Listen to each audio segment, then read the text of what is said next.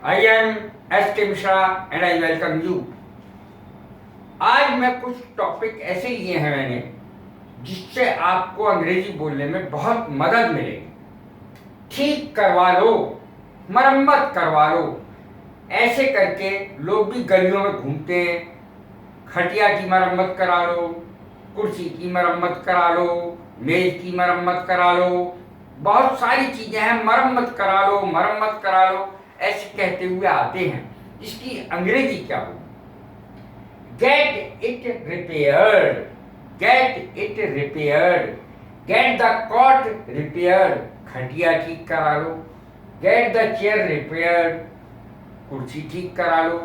Gate the table repaired, मेज ठीक करा लो।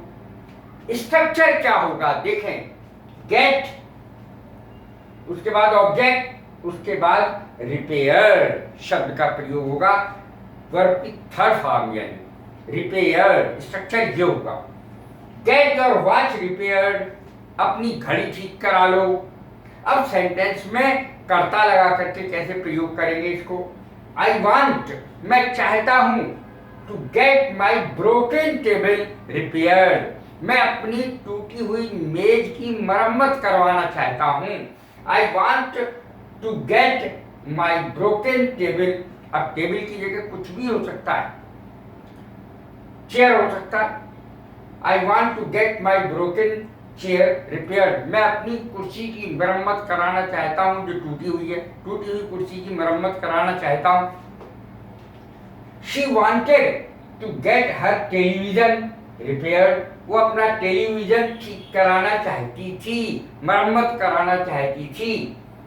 अब थोड़ा सा सेंस बदल लीजिए। सुबह सुबह जब बच्चों को उठाया जाता है तो कैसे अंग्रेजी बोलेंगे? अब उठ जाओ भाई, 10 बज गए हैं, 7 बज गए हैं, 8 बज गए, जो भी स्कूल का टाइम है उससे 1 घंटे पहले कम से कम उठाया जाता है, 1-2 घंटे पहले। अब उठ जाओ, 10 बज गए हैं, please get up now, get up, अब उठ जाओ भाई। It is 10 o'clock, it is 7 o'clock, it is 8 o'clock, it is now 9 o'clock। इस तरीके से बोलेंगे जो भी बज गए। इट इज 6 o'clock, भाई स्कूल नहीं जाना है क्या? उठ जाओ अब, please get up now, it is 10 o'clock, 6 o'clock, 7 o'clock, you will be late, तुम्हें देर हो जाएगी, यू विल बी लेट। खतरे से बाहर, आउट ऑफ डेंजर, और लिखना है खतरे में है, in danger. Out of danger, corona patient is out of danger now, अब कोरोना की रोगी जो है खतरे से बाहर है। कोरोना रोगी अब खतरे में नहीं है, खतरे से बाहर है। अब कोई कहना है आपको कि नियंत्रण से बाहर, my son is out of my control, मेरा बेटा नियंत्रण से बाहर है, आउट ऑफ कंट्रोल लिख देंगे। कितनी सरल चीज है। He is out of my control, वो मेरे नियंत्रण से बाहर है, इस तरीके से कह देते हैं। दिन पर दिन हालात खराब होते जा रहे हैं। अब ये तो आप देख ही रहे हैं, पहले तो खराब होते जा रहे थे, अब कुछ काबू में आए हैं। थिंग्स आर डिटेरियोरेटिंग, ये शब्द आता है, डिटेरियोरेशन या डिटेरियोरेटिंग का अर्थ क्या होता है? बद से बदतर होना, किसी भी चीज का, हालात का बद से बदतर होना, इसकी अंग्रेजी है deteriorate. Things are deteriorating day by day, दिन पर दिन हालात बिगड़ते जा रहे हैं, खराब होते जा रहे हैं। और यदि आपको लिखना है खराब होते जा रहे थे, थिंग्स वर हो जाएगा, आर की जगह केवल इतना अंतर आएगा, वर आ जाएगा। अब देखें, जवान फिसल गई। अब हम कहते ही हैं कि जवान फिसल गई, हमारी भैया जवान फिसल गई।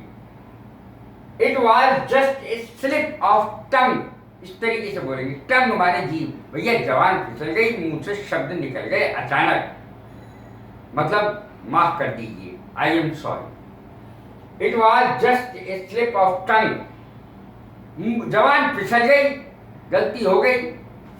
अब यदि पेन की गलती हो जाए, जैसे स्पेलिंग मिस्टेक हो जाए, या कोई ग्रामर संबंधी मिस्टेक हो जाए, या कुछ और फुल स्टॉप लगाना रह जाए, कॉमन लगाना रह जाए, कॉमा लगाना रह जाए, बहुत सारी चीजें रह जाती हैं। It was just a slip of pen, गलती हो गई, यानी लिखने में गलती हो गई। It was just a slip of pen, it is just a slip of pen, गलती है भाई, हो गई, इससे धोखे से लिखने में गलती हो गई। कैसी लगी है मेरी वीडियो? लाइक करें, शेयर करें, सब्सक्राइब करें। God bless you. थैंक